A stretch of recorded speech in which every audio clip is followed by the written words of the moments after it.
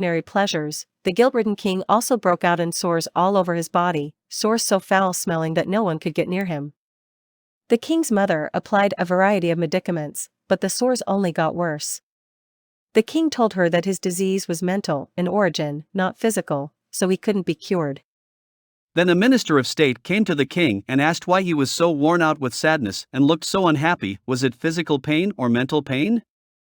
How could he not be in both physical and mental pain, replied the king, when he had killed his own father? A wise man had told him. The king explained further that killing one's father is a sin that condemns the killer to hell with no way out. The minister urges the king not to be so sad and so miserable, lest his condition worsen.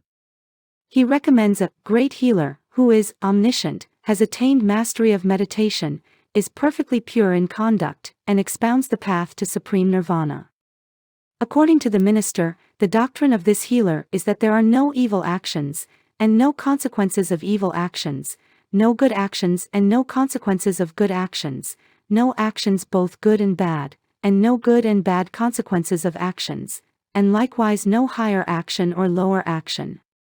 Another minister of state comes forward and says that there are two laws, the law of renunciance and the law of kings, and in the law of kings it is no sin to kill your father, because then you get to be king.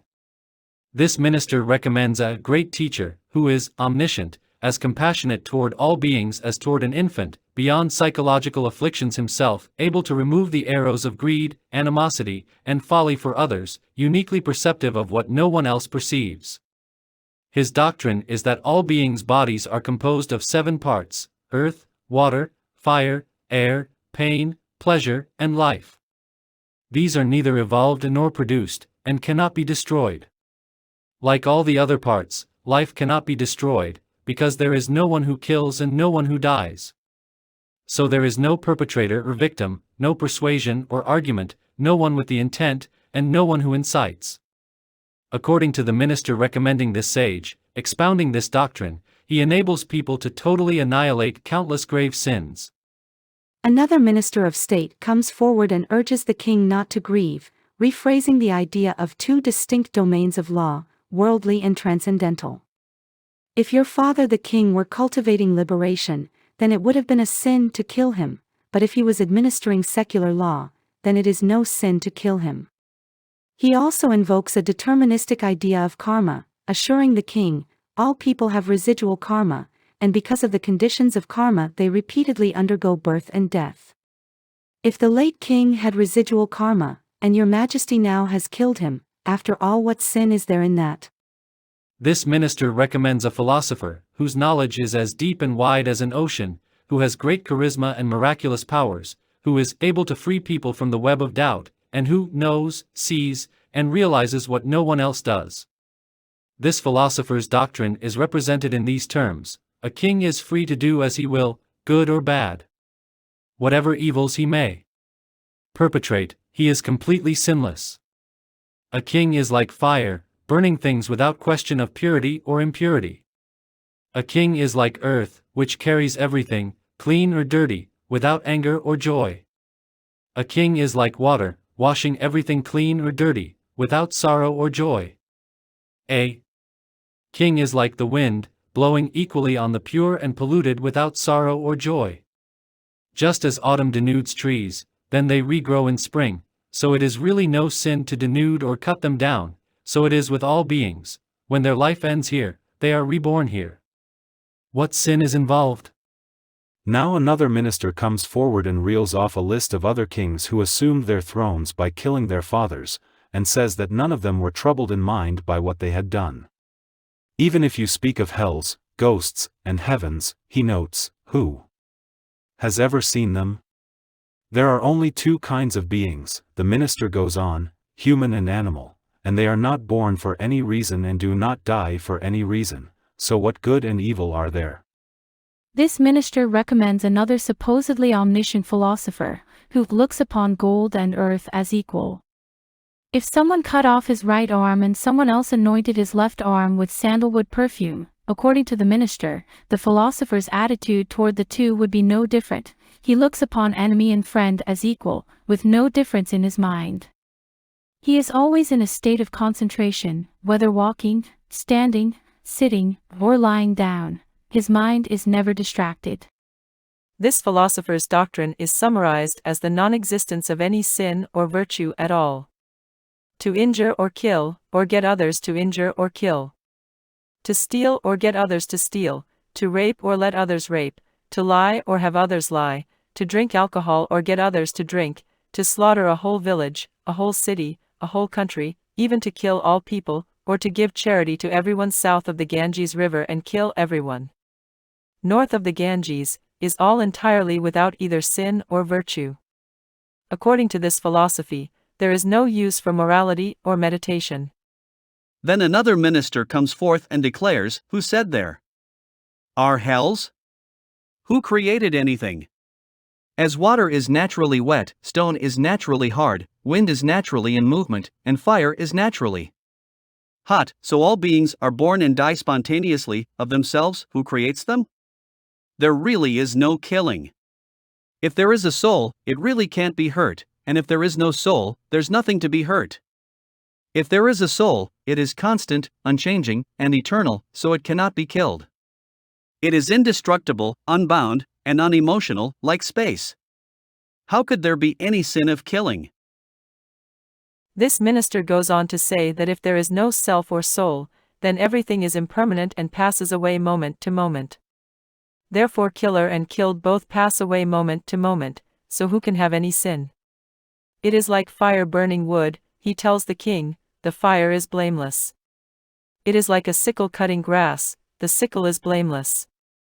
When a sword kills a man, the sword has no sin, so how could a person? When poison kills a man, the poison has no sin, so how could a person? So in this view there really is no killing, no sin. This minister recommends yet another supposedly omniscient guru, who comprehends past, present, and future, can see infinite worlds in an instant, and can purify people of all sins. This guru's teaching is that even if someone kills all living beings, if he has no regret or shame, he never falls into evil states, just as space is not affected by dust or water. If he has regret and shame, then he will fall into hell, like a river flooding the land. According to this philosopher, people are all created by God. When God is pleased, people are happy, and when God is angry, people are miserable. Condemnation and blessing are works of God. How can it be said that people are sinful or virtuous? When a craftsman makes puppets, they can walk, sit, stand, and recline, but they cannot speak. God is like the craftsman, people are like the puppets. Created like this, who could have any sin? Now another minister steps up and says to the king, there are foolish people in the world who go through 100 joys and 100 sorrows in the space of a single day, who doze 100 times and wake up 100 times, are startled 100 times, and lament 100 times. People of wisdom have no such things. So why are you so sad? Don't burden yourself with grief, the minister tells the king. Kshatriya means the governing caste. If it is done for the country, for the ascetics and priests, for the peace of the populace, then even killing is not sinful. The former king may have respected Buddhist ascetics, but he could not attend the Brahmins, his heart was not egalitarian, so he was not a Kshatriya. Since you killed your father out of desire to support the Brahmins, what sin is there in that? There really is no such thing as killing. Killing means killing life, and life is air. The nature of air cannot be slain, so how can there be the sin of destroying life?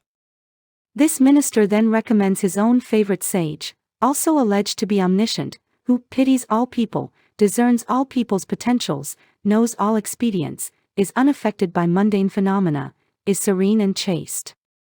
This philosopher's doctrine is that there is no charity, no virtue, no father, no mother, no present world, no future world, no sainthood, no practice, no path. All beings naturally gain liberation after 80,000 eons in the cycle of birth and death, whether or not they are sinful, just like rivers merging in the ocean. The common flaw in all of these rationalizations, the Buddhist sutra concludes, is that they only aim to quiet the conscience, and do not lead to conscientiousness through understanding of consequences. This story is meant to illustrate the manner in which religious and philosophical concepts can become facilitators of personal and social pathology when applied solely to the purpose of self-justification. The ancient idea of divinity of kings, for example, which lingered in Europe even through the Renaissance under the rubric of the divine right of kings, is also explicitly stated in traditional Hindu law. This imaginary right, egomania personified, institutionalized, and armed, is precisely what Prince Siddhartha renounced when he gave up his royal heritage to seek enlightenment, eventually to become Buddha. Buddhism, as elucidated in the Lankavatara Sutra, does not recognize any constructed religious or philosophical dogma or description of social or metaphysical reality as divine or absolute, not only in retrospective realization of the perils of unwitting ignorance through total immersion, but by acknowledging the relativity of subject and object in the processes of perception and cognition that inform thought and action. The understanding that imaginary and relative realities are not absolute does not cause them to disappear from individual and common experience, nonetheless. So while the Lankavatara Sutra is essentially transhistorical and addressed to the greater community, including Hindu priests, philosophers, and yogis as well as lay people of unspecified religious affiliation, some historically conditioned material is included to respond to Brahmin criticisms and to reform certain habits of Buddhist beggars. Buddhist methodology associates the sutra class of literature with meditation and concentration. In practice, sutras are designed to be read right through so as to produce the phenomenon of concentration preparatory to practicing contemplative exercises. The complementary function of this preliminary exercise is to collect an adequate range of information from a nonlinear array for the concentrated mind to crystallize efficiently in the structure set up by the contents of the sutras, thereby to acquire active access to these perspectives as available media of meditation and observation. This is particularly important in the utilization of the Lankavatara Sutra, which defines its own terms and uses the device of pressure and release, building up doubts gradually for sudden resolution. Lankavatara Sutra. AUM, respect to the three jewels. AUM, respect to all Buddhas and Bodhisattvas.